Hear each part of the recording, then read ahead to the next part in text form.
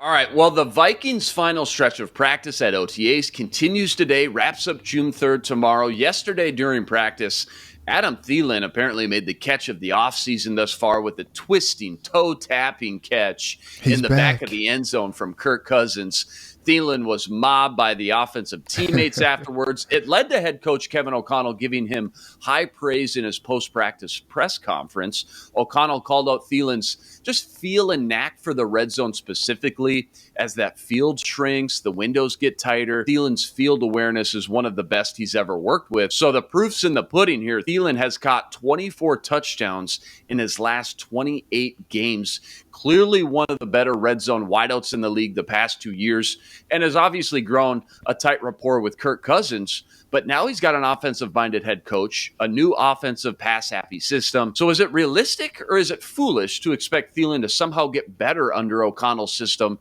and produce at even a higher level? I mean, Reggie, you've been out to TCO. You've watched this offense work up close and personal here. What's your thoughts on Thielen's role in this new offense changing, and what might it look like? First off, what a great week for Adam Thielen, right? He has his charity celebrity softball game.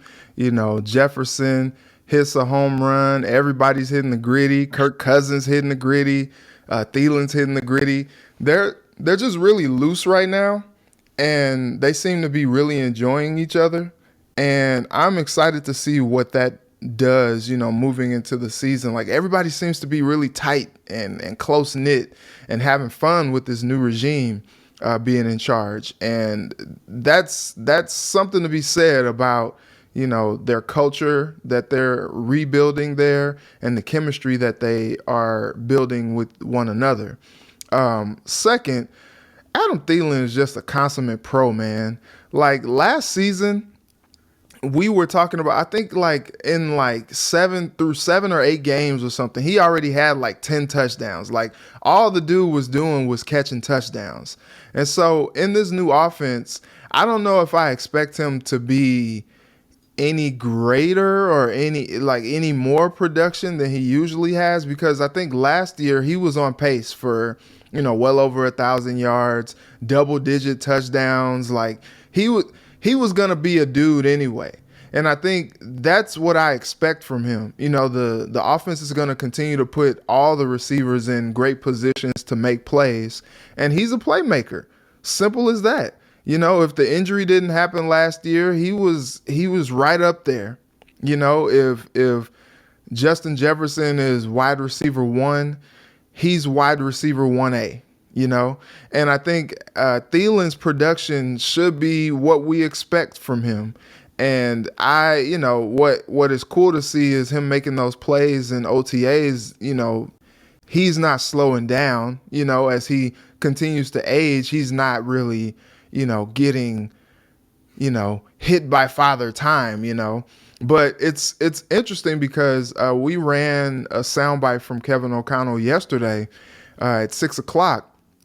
And he is excited, number one, about this offense, but number two, just about the receiver group. I mean, he even raved about them signing Albert Wilson, who is a burner, who is versatile on the field. And I think he's excited to be able to employ him in different strategies and also put him maybe back on punt returns as well and see what he can do.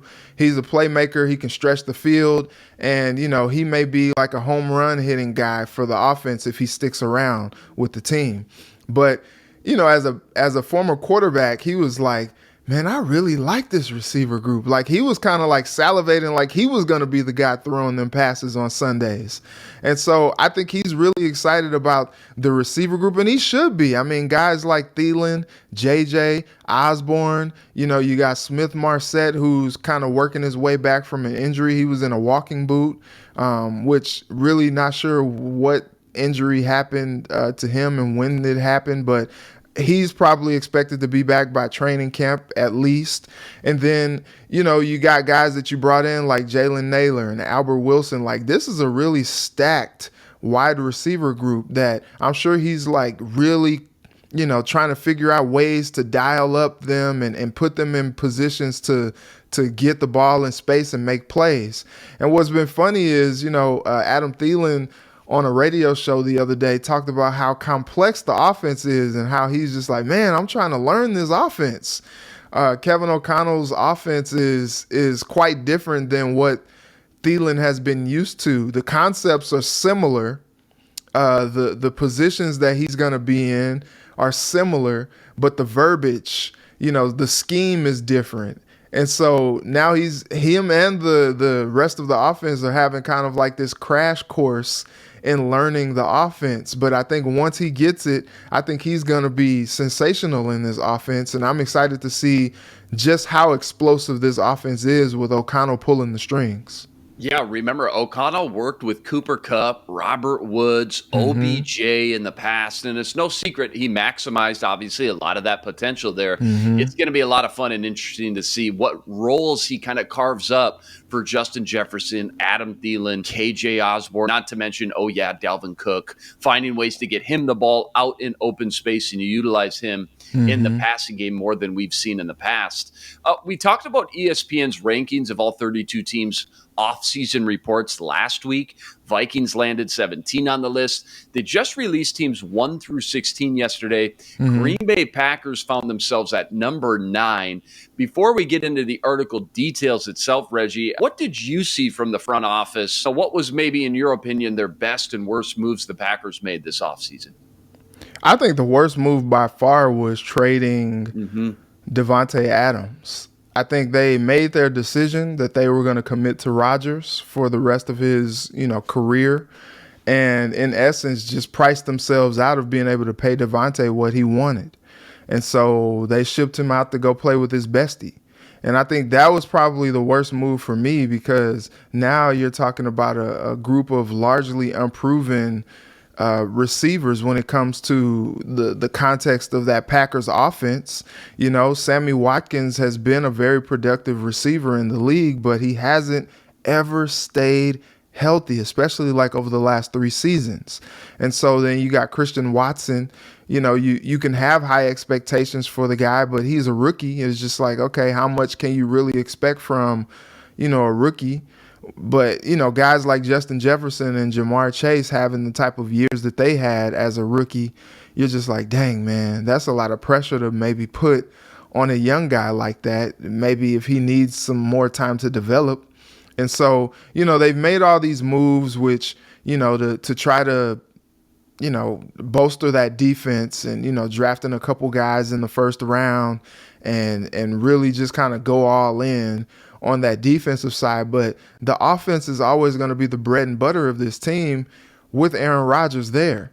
And so when you talk about getting rid of some of his pass catchers, I mean, you got Dillon and Jones in the backfield, so maybe you make a little bit more of an effort to run the football, but it's just like, come on, man, you're not about to neutralize Aaron Rodgers and this passing attack. So if you're going to go for it, you need to go for it. I mean, guys like Julio Jones are still on the market, he would come in and instantly be better than any receiver that you have on that roster, but then now you're talking about another receiver that you're like, dang, man, is he going to stay healthy for as long as we think, because he's a guy that kind of takes a beating out there on the football field, and he has all these nicks and dings and things like that. Really kind of surprised that he's still unsigned, but I thought that a team like Green Bay would be interested in him just because of his production and just him being a veteran guy that is a playmaker in this league and has been for a while.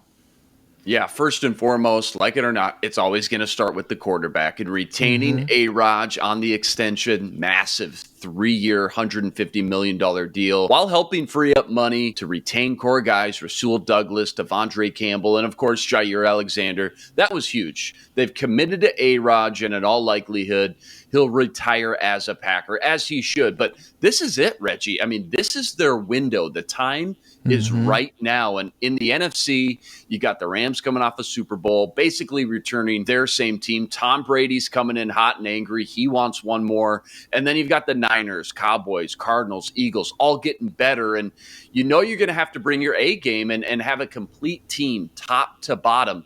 And that starts with a championship defense. And they've certainly used so many assets, early draft picks, salary cap on that side of the ball the last 2 years. And I think we're really going to see the identity of this team change into a more well-rounded team that many games you sit down and you watch and see a Packers team led by and carried by the defense for the first time that we've seen in maybe the past decade under A-Rod. So the only thing you really have to be worried about if you're a Packer fan is who Aaron Rodgers is throwing the ball to. Like you said, now they've used an early round pick on Christian Watson, who I love as a prospect coming out. But if you go back and look at Rodgers' track record, he's not known for getting rookies involved in the passing game early and often, and would much rather lean on veterans that have been in the league, better route runners, know where they're supposed to be on the field when he scrambles out and extends the plays and understands how to read NFL defenses at a higher level. So I think you're doing Watson a disservice by expecting him to just come in and fill the shoes of a number one receiver in the entire league like Davante Adams, and instead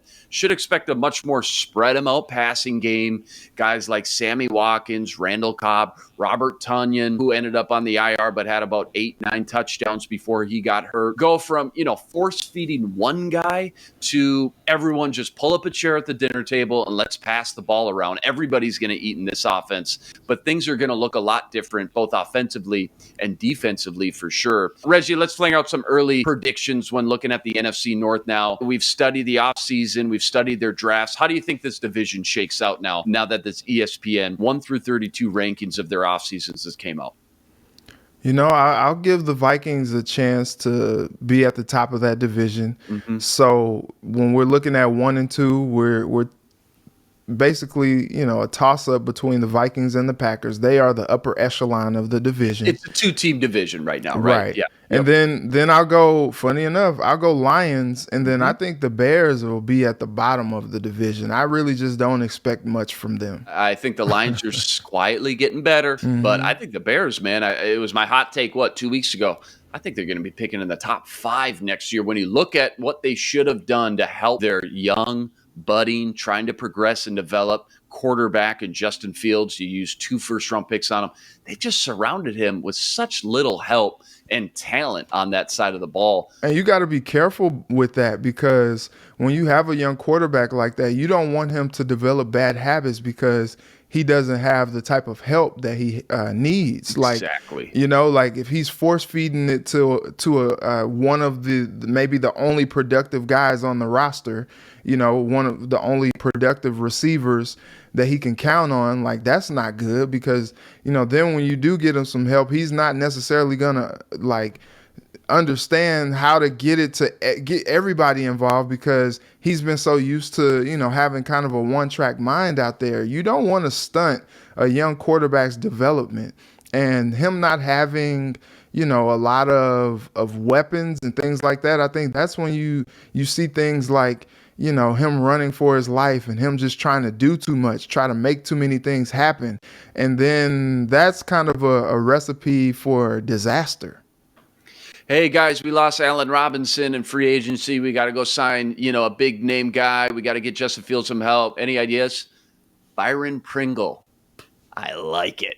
I love it. Sign him up. Who's been nothing but like a wide receiver 3 or 4, in Kansas City. I don't get it.